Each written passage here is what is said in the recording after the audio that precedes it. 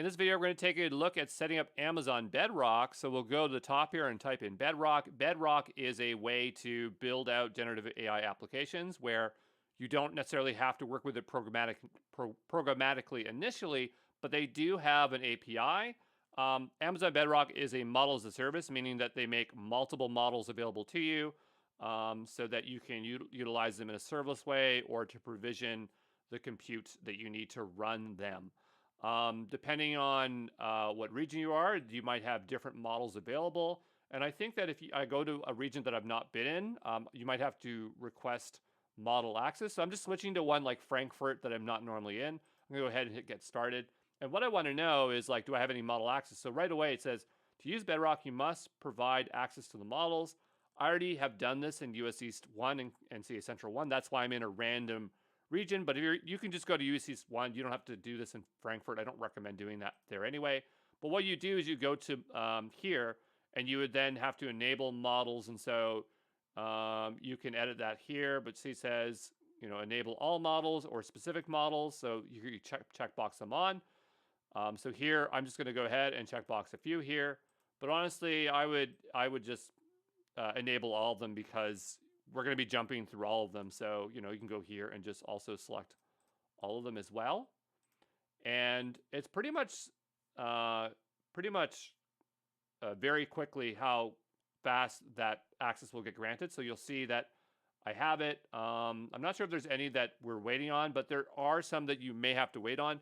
If you're using something like Azure's AI Studio, you have to actually submit a form and then wait 48 hours for very specific models. But here it can be very quick. But I'm going to go and switch back to US East 1 because that's where we should have the most models available. Okay.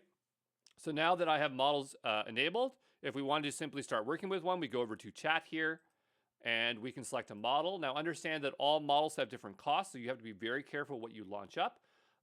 If we go with Amazon and you're going to go with Premier, that one's going to be on demand, whereas if you go to Express, it is not on demand. On demand means serverless. You're paying per token, input, outputs, tokens. But if you go to something like Express, that has to be spun up with provision throughput, which is actually spinning up a container or a virtual machine or something like that. But let's go ahead here and just do a simple test in this video, and then we'll do more videos here explaining the differences here. So here, I just want to go ahead here and choose apply.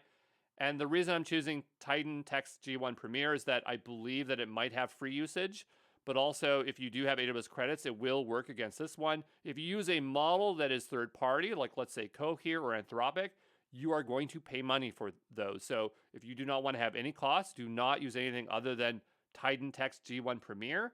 I'm going to be using a variety of them. So if you just want to watch and see what happens, we can do that as well.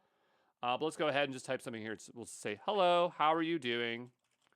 And right now we are in the chat playground here, and we'll just hit enter.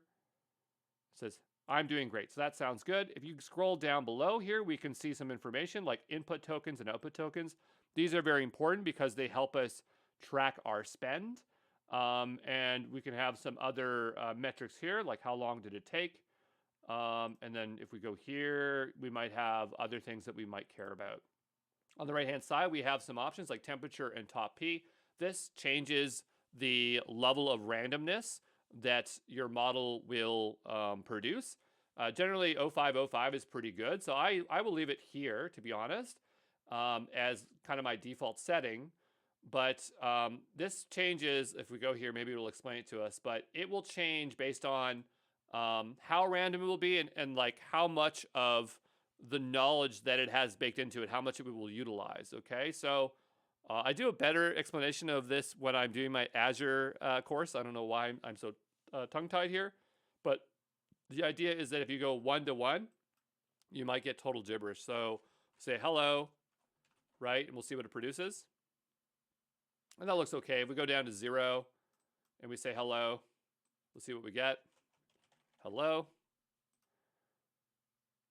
A better way to evaluate these randomness things is to go over to text. So we have 3 playgrounds. We have chat, which is for chat completion. That means that it's multi-turn, and I will say something, you'll say something back to me, and the conversation will continue on. We have text, which the idea here is to complete something. So if we go over to here, back into Premiere. I'm not sure if any of these are on demand. No, they're not.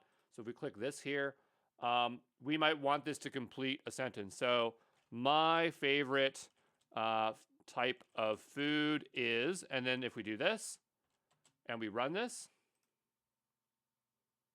it says I can't say that I have a favorite type of food, but see, it's just like spitting out a lot of text here. So not exactly what we want, but as a text playground, it just produces text. It's single turn, and we're not expecting it to do anything like that. So if we turn this all the way down to, let's say, 0 and 0, like 0, 1 here, let's see what we get. And yeah, it's not doing the best job here. I was hoping to do a little bit better, but we can come back and play with these and see what we can figure out. But generally, if you had a dumber model, and maybe that's what I'll do. I'm going to go ahead and run one. Now, I'm suggesting you not do this, but I'm going to go run light, which is one of the most cost-effective, smallest models. But it still is expensive per hour, so you might not want to run this. But I have light selected here. I'm going to try this again and see what happens. So we'll go ahead and hit run. And here it's at 0.9, so we'll go ahead and try to change this and run it again. Okay, and so I'm going to go here and just say my 3 favorite types of food are pizza. Okay, let's see if it can work with that. Burgers and sushi, there we go. So that's now it's getting a little bit better. If we turn up top P and temperature all the way to the top, try this again. Burgers and fried plantain. So notice that it's getting a little bit more creative. This is a lot easier to show when you're using something like Babbage or other GPT-3 models, but we don't have access to those here. But if we were using those ones, what you would see is that it would, at the lower one, it would choose the most obvious things like pizza, spaghetti, whatever. And then when you went to more random ones, it would choose more creative solutions. But anyway, this is just an introduction video to get you set up here. I don't want to use any more of this, so I'm just going to go over to here. Not that it was doing anything fancy there anyway. And I'll see you in the next one, and then we'll actually do some real things here in Amazon Bedrock, okay?